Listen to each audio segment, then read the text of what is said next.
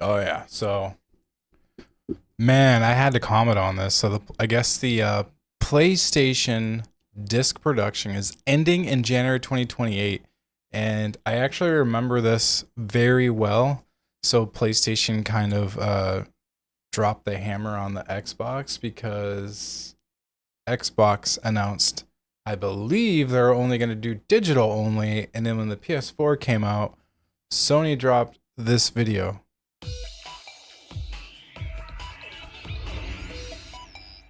This is how you share your games on PS4.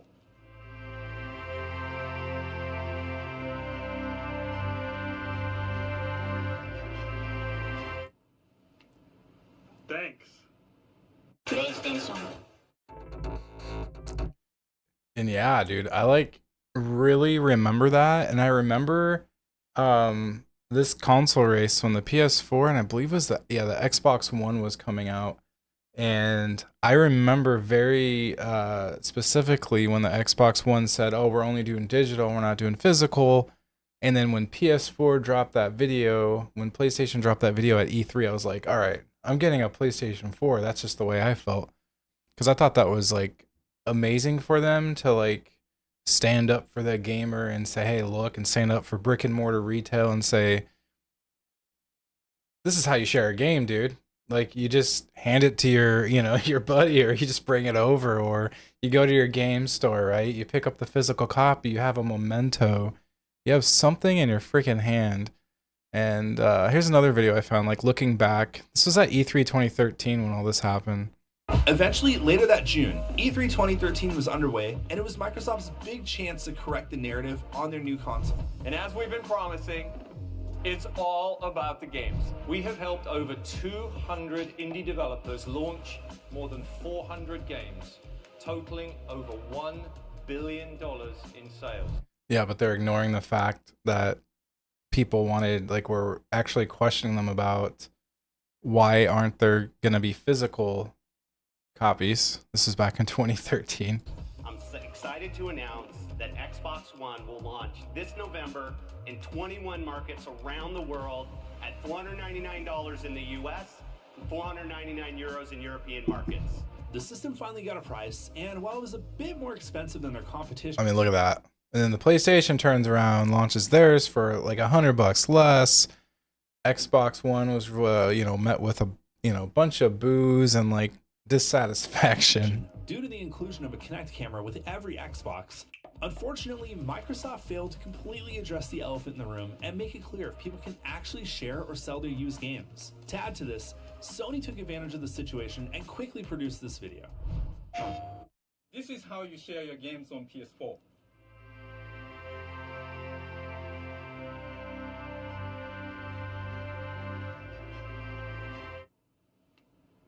Thanks.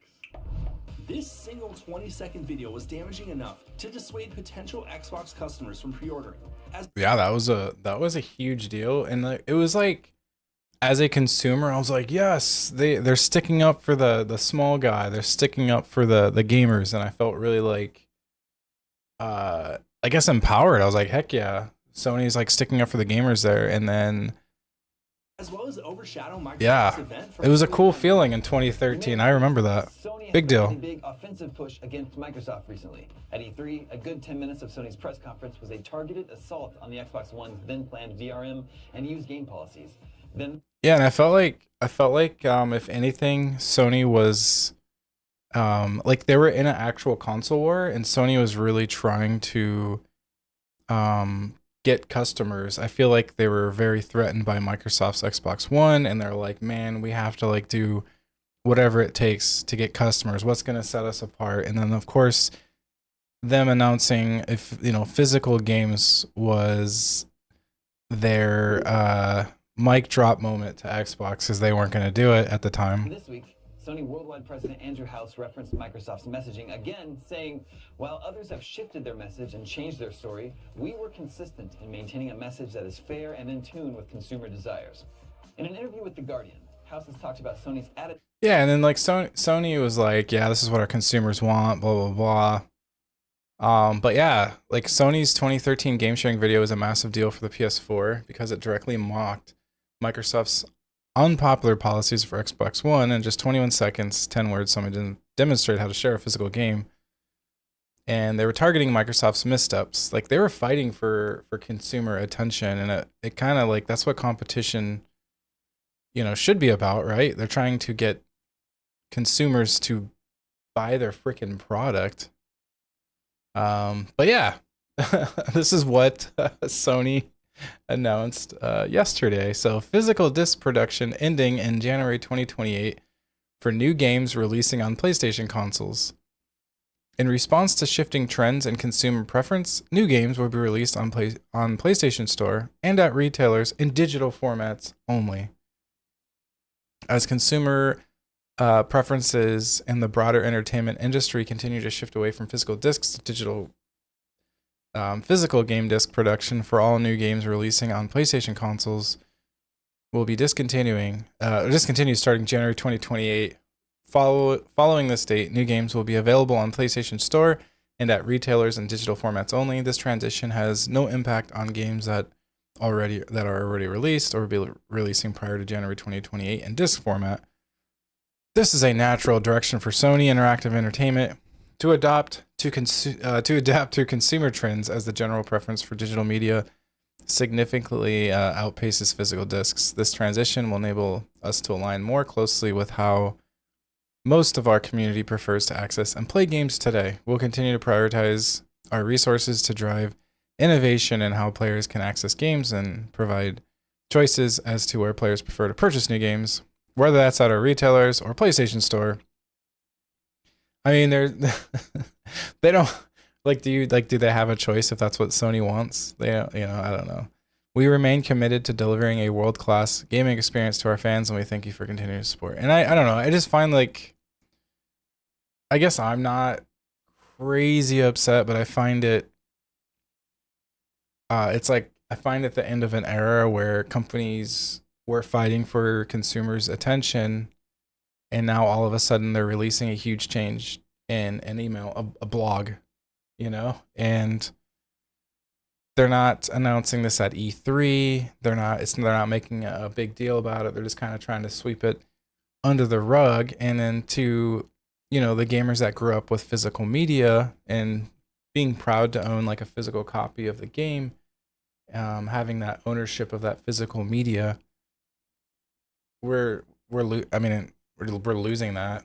And then they can pretty much turn around and say, oh, by the way, thanks for buying that digital copy. You don't own it anymore. Yeah, our server doesn't support that anymore. And there's nothing you can do about it. You don't own the physical copy. You can't put it into your console.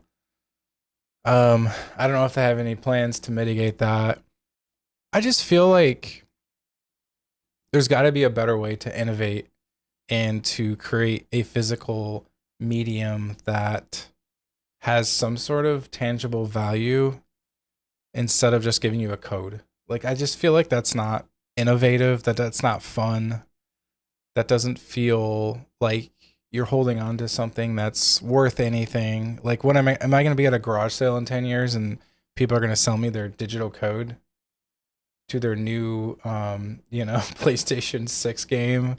And I'm supposed to be excited about that? Am I even allowed to use the digital code? Like, probably not. It's already been used.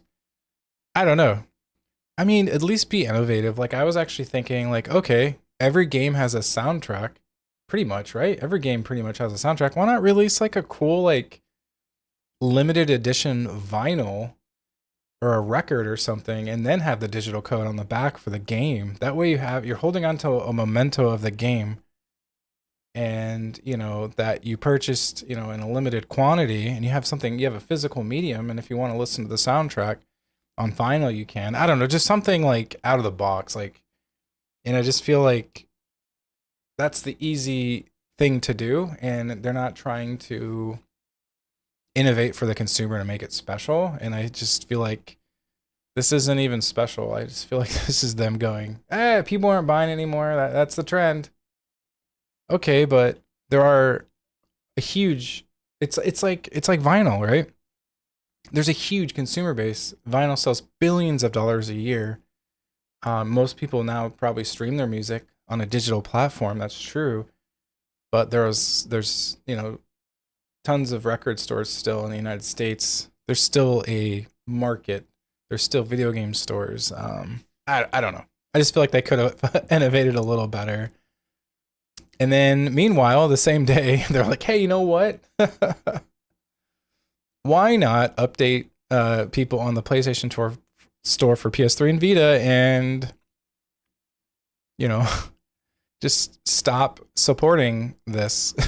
So after nearly 2 decades of supporting the PS3 console generation, we wanted to let you know we will be closing the PlayStation Store on PS3, as well as PS Vita. PlayStation Store on PS3 will close in select markets starting this year, followed by global closures for PS3 and PS Vita next year. That means new content purchases will no longer be possible once the PlayStation Store closes on these devices. To ease the transition, players will still be able to download previously purchased content after the closing date for the foreseeable future. So at least they're not getting rid of the downloads permanently. But it sounds like that might be coming next. I'm not trying to be like a doomer gloomer, but that's where it's heading. It sounds like, hey, oh, by the way, we're not supporting that digital media anymore. And you can't download it either. But that's what sounds like it's coming. I don't see why it wouldn't, but maybe they'll have a huge archive server with all the games on it, you know, in a perfect world. I'm almost thinking they're starting to transition into more of a server-based game platform, kind of like Luna, for better or worse. I don't like it. There's lag involved. Who knows? I don't know. I don't know what they're thinking, but as the PlayStation Store continues to evolve to support modern commerce systems, including updated payment processing standards, PS3 and PS Vita are no longer able to support these updates at the level required. As a result, we need to close PlayStation Store on these devices in the time frame as follows. So it looks like Mexico and Honduras and the PlayStation Stores on PS3 will close August. That's next month. Like, hey, surprise, if you're still using it, right? I know I'm not, but some people probably are, and they're kind of like, what? In all other countries, PlayStation Store and PS3 and PS Vita will close in July 2027. We know this news may be disappointing to PS3 and PS Vita players who hold a special place in their hearts for this generation of gaming. PS3 and PS Vita represent an important era in our PlayStation history, so this was not an easy decision for us to make. As we continue to expand the PlayStation experience on newer devices that most of our users are playing on today, we need to focus more on resources on delivering the best gaming experiences on these platforms. As we look ahead towards the future, to our amazing players, we want to give our heartfelt thanks for your ongoing passion and support. I always love these corporate emails, but they're just, I guess they're trying to be as kind as possible without, hey, we're rug pulling a little bit, but not really. Just helped inspire us to shape PlayStation to what it is today. We're excited for the future ahead as we continue to push the boundaries of play. We look forward to having you on this journey with us as we explore new game worlds, new adventures that have yet to come. And then, you know, a few days earlier, Sony did delete movies owned by PlayStation users. The list included more than 550 digital titles. PlayStation, this is on IGN. PlayStation has, by Michael Kripe, PlayStation has notified users that it will soon delete more than 550 digital movies from users' PlayStation Network accounts due to a license agreement with Studio Canal. So it's like you're purchasing these and you don't really own the license because there was a license agreement that said that you can't really own it even though you pay full price to own it. I don't understand what that means, and I'm not trying to be again a negative person, but when you're paying, you know, what, $20-$30 for a movie and then you find the physical copy in a store for the same price, you own the physical copy, right? And then when you buy it digitally for the same price, you don't own it. I guess it's more of a instant gratification thing you're paying a premium on now. I don't know. Sony began sending out its warning messages via email earlier this week. Surprise. Sony lays it out clearly. The content will be removed from your video library. The movies will be deleted September 1st. Wow. 2026. Dang, man. So they give people a 2-month notice. You can see the 551 digital titles affected. No, thank you. That's a lot of titles, though. Wow. So the license agreements have ended. You'll no longer be able to access or previously purchased content, and it'll be removed from your video library. Thank you, PlayStation Store. I think I have purchased a movie through the PlayStation Store way back in the day, so I probably have a couple on there that are gone that I haven't checked in on in years. But some digital versions of movies you may recognize include Apocalypse Now, The Final Cut, Attack the Block, Evil Dead, Highlander, Hot Fuzz, Paddington, Rambo, First Blood, RoboCop. I mean, they got some popular movies. Terminator 2, Judgment Day. That's a really popular film. Beatles, 8 Days a Week. The touring years. There are some TV shows on the list too, including American Gods Season 1 and Below the Surface Season 1. For now, there's no sign of refunds or alternatives for those who purchased any of the movies on the list. IGN has reached out to Sony for comment. This isn't the first time Sony has made an announcement regarding the sudden removal of digital movies and shows from the PlayStation Store. In December 2023, the company revealed that Discovery content would be pulled from purchasers' accounts with a message almost identical to the one shared today. Wow, it's like they're just they're gearing up for it. Huge changes. It resulted in quite a negative reaction from those who expected to maintain ownership of titles they had purchased. Just weeks later, Sony reversed course, saying that Discovery titles would no longer be deleted. It said the change of plans was the result of updated licensing arrangements. Thanking fans for their ongoing support and feedback. At the time, that secured the ability for users to access their purchased Discovery titles for at least the next 30 months. That 30-month timeline came to an end this month, June 2026. Man, oh man, oh man. So, I don't know, man. It's kind of crazy to like look at, Sony from E3 in 2013 really trying to get your attention as a consumer, trying to do the right thing for the consumer, playing like the big person in the room and going, no, this is how you share a game. To the Sony now, just kind of, hey, we're going to drop blogs 3 in a row that say we're ending support for something without any question, without any feedback, without any trying to get our consumers' attention and our feedback to make sure that we're doing the right thing. And I don't know, it just feels a little not like them, I suppose, because they kind of built their brand on being able to share, physical copies back in 2013, and I think people were really applauding them for that. I think after I heard that, I pretty much reserved my copy, my console, as soon as I could after that. And I had a PS4. I enjoyed it. And I was really excited to get one. And I was really thankful Sony and a company like that was standing up to Microsoft and going, oh, no, you don't. We're definitely going to have physical copies. This is how you share the game. To now. By the way, we're not doing this anymore. That's, nothing to see here. This is not who we are anymore.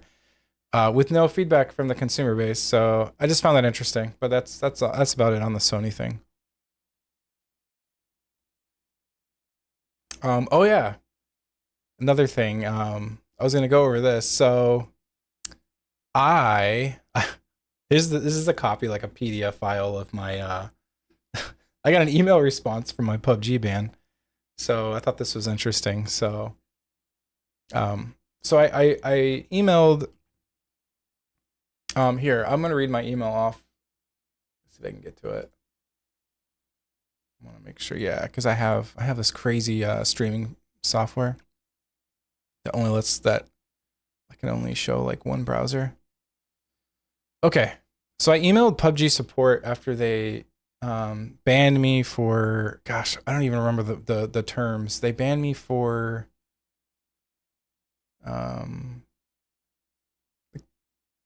like certain in-game activities. They banned me for in-game activities. So I kind of wrote, here's my response. I kind of wrote to them like, hey, I stream under Tracy TBD. All my matches are recorded, if that helps. I have been a long-time PUBG player. This is the first time I got this message ever. I purchased the game 8 years ago today, and today I got banned. I was accused of cheating.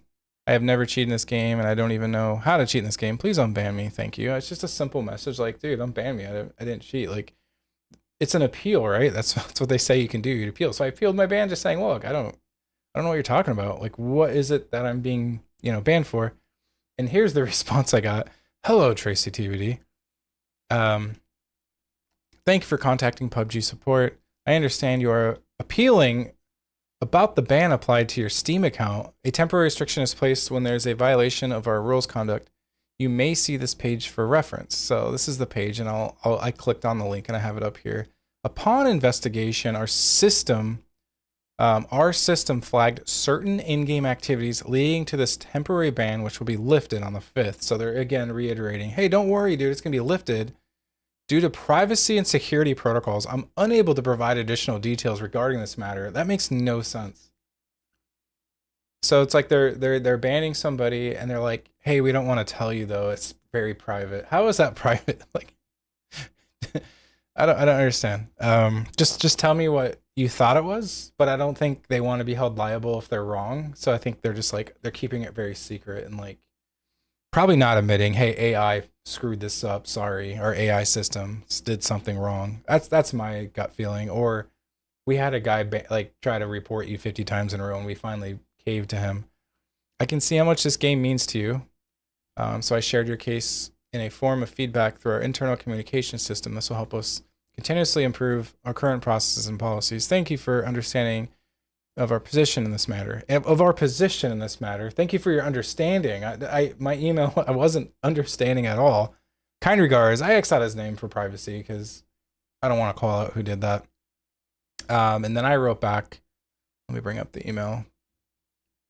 I said, hello again. I have most of my games live streamed under the name Tracy TVD. So they're live streamed, they're out in the open. Thank you for getting back with me. However, I still have no idea why I was banned or had the suspension. I guess I'm not technically banned. I'm suspended for a few days. But still, I said I don't feel I violated any rules. I like what did I do if I am being, banned or suspended? Isn't it fair to point me in the right direction of what I am accused of? My 9 years of playing this game is happening this month. This is the first time this has ever happened. I would like to request a more in-depth review, especially players that have been playing for 9 years. Don't you think they, at the very minimum, deserve their case to be looked at more carefully? Like, if I haven't cheated or broken a rule in 9 years, why the heck would I do anything like that now? What is the 3-day ban for? A punishment for what exactly? It seems careless. Then I kind of quoted, a temporary restriction is placed when there's a violation of rules of conduct. I go, please point me in the right direction or review this further. Thank you for your time. So, I don't know. I just feel like, maybe they can improve their systems on their end more. Like, you're punishing me for what? You're not even telling me. You're being very, very vague. But I was kind of reading over this, so they linked me to this, the rules of conduct. And I'm reading this through, and I'm like, I'm bored. First of all, I'm like, I don't want to read this, but rules of conduct, dude. Do not use unauthorized programs. Okay, don't do that. Do not modify the game client server game data. Don't even know how to do that. Do not exploit vulnerabilities in the game, bugs and glitches. I don't think I do that. I don't think I exploit vulnerabilities. I don't know what that means. I guess I don't know any exploits. I just try to play. Prohibition of these inappropriate names. I don't have that. Do not use the only thing that I was like maybe says do not use inappropriate language, but I don't really talk to people in the game. I stream and play, so it's like it's not in game. I have dropped an F-bomb once, on accident. I try not to cuss when I play this game, but do not flood chats. I don't do that. See, I don't do this. Belittle and mocking. The only thing I can think I did is there was a guy, and I said this in the one of my clips or my last stream. There was a guy on the ground level and he starts talking to me, and then I go, I will find you and I'm gonna hunt you down, blah blah blah. But I was using the the Vincinity chat. He was too though. He was kind of like saying, I know where you are, I hear you. And then I said, I'm gonna find you and I'm gonna hunt you down or whatever. Maybe he reported me for that. That's the only thing I can think of. But like he's the one that started, kind of taunting me because he was on the first level. Do not team kill. I haven't team killed. Do not stalk other players from match to match. There's people that do that. It's wild, dude. Do not publish personal information. Yeah, I don't. Yeah, don't do that. Do not manipulate match results. I don't even know how to do that. Do not steal other users' accounts. Okay. Do not AFK, walk away from keyboard or idling. I don't do that. Do not trade sell accounts. Definitely don't do that either. Do not disturb business operations. Yeah, I don't do that. I'm like reading the fine print. Do not play the game abnormally. If any abnormal gameplay patterns have been detected, so this is like the message that popped up, that are impossible to be performed in our game, measures could be taken. What? See, I don't understand, like, if that's the one, because I remember it said something like abnormal movement or something, and I'm like, abnormal movement? Like, what the heck? You need to like look it over, dude. So here's like the ban criteria. I got a 3-day ban. So it says investigate the use of unauthorized programs and hardware devices. 3-day ban. What? Like, I don't know, like, what are they like thinking I'm using unauthorized programs and hardware devices? I have no idea. I have a Logitech mouse that I use. I have a Logitech keyboard that I've had for years. I use a Logitech headset. I got a Rode mic. I use a Stream Deck, and I use, OBS for my video streaming service.